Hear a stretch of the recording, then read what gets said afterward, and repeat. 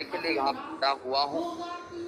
गुरुदेव, आज की वो पुरानी स्मृतियाँ ताज़ा हो रही हैं कि आज से अनेक वर्षों पूर्व मैं लगभग दीक्षा के जस्ट पहले दीक्षा के समय में भायंदर का ही प्रवासी था और यहाँ से लगभग 1 डेढ़ किलोमीटर पूर्व ही मेरा संसार पक्षीय घर था और मैं भायंदर में रहा।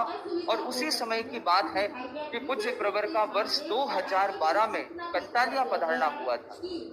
तो जब गुरुदेव लगभग मार्च महीने की संभवतः बात है, गुरुदेव कंटालिया पधारे थे और उस समय में अपने जीवन में प्रथम बार मैं ऐसे सेवा रूप में आचार्य के संसार पक्ष नाना नानी जी के साथ में सेवा करने के लिए पहुंचा था, क्योंकि ऐसे कंटालिया मेरा संसार पक्ष ननिहाल है, वहाँ का सेठिया परिवार जो है, तो वहां पर उनके साथ में सेवा के लिए आया। और गुरुदेव, मैं जब सेवा में गया था मन से सेवा में नहीं आया था, क्योंकि मेरा साधु साधियों से कोई संपर्क नहीं था, ज्ञानशाला भी मैं बरोबर जाता नहीं था, तो न तो मुझे वैसा कोई पारंपरिक बरोबर ऐसा कोई ज्ञान था और साधु साथियों से संपर्क न होने के कारण भी मन में ऐसे कोई रुचि के भाव नहीं थे। संसार पक्षी नाना नानी जी का आग्रह रहा कि नहीं भाई, तुमने कभी सेवा नहीं की है तो भाई तुमको चलना चाहिए, छुट्टियों का समय था, तो तब वो आए और 4 दिन की सेवा, उस समय रस्ते की सेवा करने का मुझे अवसर मिला। और उस रस्ते की सेवा में हृदय में छोटा बालक था, लगभग 12 वर्ष का था मैं, तो उस 12 वर्ष की उम्र में मैंने जब नजदीक से साधु साधियों देखा, पूज्य प्रवर की उपासना करने का अवसर मिला, तब मेरे मन में इतने सारे प्रश्न उठे कि भी ये साधु साध्वी है, ये साधु साध्वी क्यों बनते हैं, कैसे बनते हैं, क्या उसकी कोई एंट्रेंस एग्जाम होती है, साधु साध्वी कैसे बना जाता है, क्या इनके परिवार में कोई तकलीफ थी, घर बार के आ गए, तो आज एक गोचरी करते हैं, तो भाई क्यों गोचरी करते हैं, भाई जो चाहिए वो तो खुद भी बना लेंगे, गोचरी करने की क्या जरूरत है। तो ऐसे अनेक मन में प्रश्न थे। और तब मुझे उस दिन कंटालिया में साध्वी श्री सुषमा कुमारी जी एवं मुनिषी मनन कुमार जी स्वामी, ये 2 चारित्र आत्माओं की सेवा करने का अवसर मिला।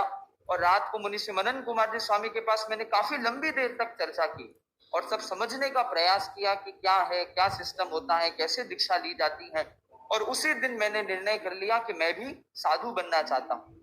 उसी दिन मैंने अपने संसार बख्शे पिताजी अश्विन जी छोरडिया एवं संसार बख्शे माता दी दीपाबाई छोरडिया को समाचार कर दिया कि मेरे को तो साधु बनना है। और वो यहाँ पर थे नहीं, वो मुंबई थे, मैं कंटालिया था, और मैंने वहीं से उनको फोन करके कह दिया मैं तो साधु बनूंगा। गुरुदेव, बच्चे की बात सीरियसली कौन लेता है, बोले ठीक है, ऐसे बोल रहा होगा, बोले ठीक है, बोले ठीक है, तू घर तो आ जा, बाद में दीक्षा ले लेना। इस प्रकार से 4 दिन की सेवा करके घर आ गए। घर तो पहुंच गया पर वापस ऐसा वातावरण मिलना मुश्किल हो जाता है। अब वापस मुंबई में आ गए, वापस वो स्कूल चालू हो गई, 1 महीने की स्कूल, मेरी जो अंतिम स्कूल जिसमें मैंने पढ़ाई की वो भी मीरा रोड में 7 स्क्वायर एकेडमी नरेंद्र जी मेहता की वो स्कूल है, उसमें मैं 1 साल पढ़ा था। तो वहां पर वापस स्कूल चालू हो गई। जब वापस 1 महीने की छुट्टी हुई, उस समय में धर्मेश कुमार जी स्वामी की मुझे विशेष प्रेरणा मिली थी और उन्होंने ये संसार पक्ष मम्मी को बताया कि बालोतरा में संस्कार निर्माण शिविर का आयोजन होने वाला है। तो लगभग मई महीने में वो संस्कार निर्माण शिविर आयोजित था। उसमें मुंबई के बहुत सारे संभवतः सैकड़ों बच्चों में से मैं भी एक बच्चा था जो शिविर में शिविरार्थी के रूप में मैं उस शिविर में पहुंचा। और गुरुदेव पूज्य प्रवर की सन्निधि का ऐसा चमत्कार हुआ कि शिविर तो संभवतः 1 हफ्ता का था, लंबा समय का था। मैंने शिविर एक ही दिन अटेंड किया और दूसरे दिन तो पूज्य वर्ग के श्रीमुख से मेरी मुमुक्षु दीक्षा हो गई और मैं संस्था में भर्ती हो गया। शिविर में आया था और घर वापस गया ही नहीं, वहां बैठे बैठे ही संसार बख्शे मम्मी पापा की लिखित स्वीकृति मंगा ली, संस्था में भर्ती हो गया उनकी अनुपस्थिति में, उनकी लिखित स्वीकृति आने पर। और वहां पर मुझे ज्ञानाराधना करने का अवसर मिला। और गुरुदेव, तब से लेके आज तक मेरे मन में एक बार भी किंचित भी मुझे ये पश्चाताप नहीं है कि मैंने कोई गलत निर्णय लिया। मुझे गर्व होता है कि मैंने साधु बनने का बहुत अच्छा निर्णय लिया, उसमें भी तेरापन धर्म संघ। मुझे बड़ी गर्व की अनुभूति होती है कि मैं तेरापन धर्म संघ के चारित्रात्मा समुदाय का सदस्य हूँ। ऐसा ऐसा अनूठा धर्म संघ, आज सभी श्रावक श्राविकाओं ने भी इस दृश्य को देखा। आज इतनी पुरानी साध्वी श्री भी जब आते हैं तो यहाँ समर्पण भाव और जो भावना साधु साधियों की होती है, जो प्रमोद भावना और जो गुरुदेव का आशीर्वाद, तो हमें आचार्यों की जो छत्र छाया प्राप्त हो रही है वो हमारे लिए बड़ी, हमारे हित के लिए, हमारे सुख के लिए, हमारे क्षेम के लिए और निश्रेयस के लिए है।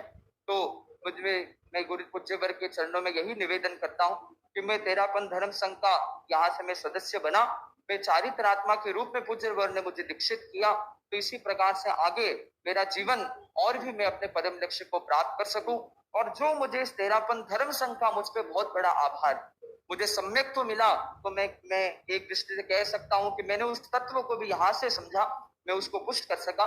मुझे साधुत्व भी इस धर्म संघ से मिला और मुझे ऐसे महान गुरु भी इस धर्म संघ ने दिए, तो मैं इस धर्म संघ का बहुत बड़ा आभारी हूँ और मैं इस धर्म संघ के लिए कुछ कर सकूं, ऐसी मेरी प्रबलतम भावना है। तो इसी श्रद्धांजलि भावांजलि के साथ में मैं मंगल कामना अपने प्रति करता हूं कि पूज्य प्रवर के इंगित और आकार की विधिवत आराधना करते हुए मैं धर्म संघ की सेवा और अपने आत्मा का कल्याण कर सकूं, इसी आशीर्वाद की कामना के साथ। ओम। कितने वर्ष के हो गए? अभी 23। हाँ, अच्छा। खूब खूब अच्छा मुनि सिद्ध कुमार, साधना का, अध्ययन का, स्वाध्याय का, सेवा का सब खूब अच्छा आगे बढ़ने का प्रयास करें। समय का अच्छा उपयोग करते हुए, प्रतिभा का और अच्छा उपयोग करते हुए खूब अच्छी सेवा करने का। 23 वर्ष के हैं और 2023 में गुरुदेव का स्वागत यहाँ पर करते हैं।